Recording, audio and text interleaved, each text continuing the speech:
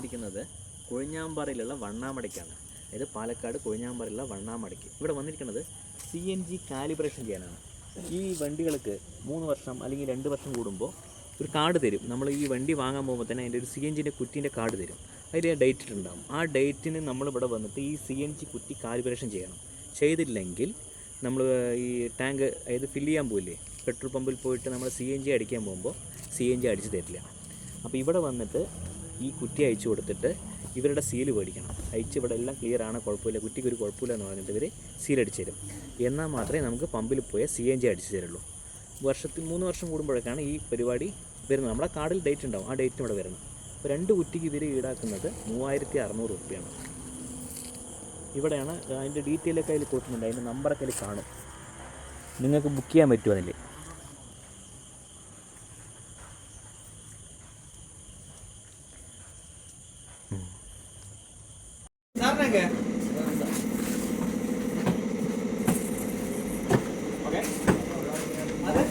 അപ്പോൾ നമ്മുടെ കുറ്റി അയക്കണേ.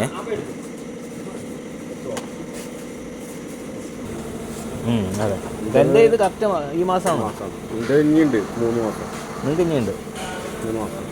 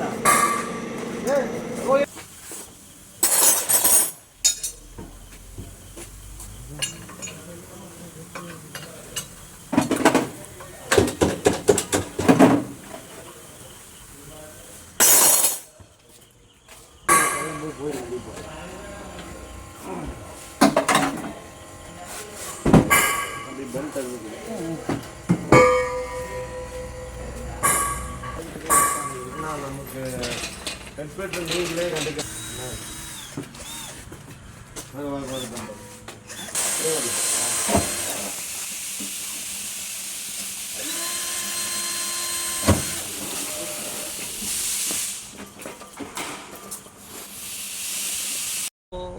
അപ്പോൾ അത്ര തന്നെ നമ്മുടെ കുറ്റി അവർ അയച്ചിട്ട് പോയിട്ടുണ്ട്.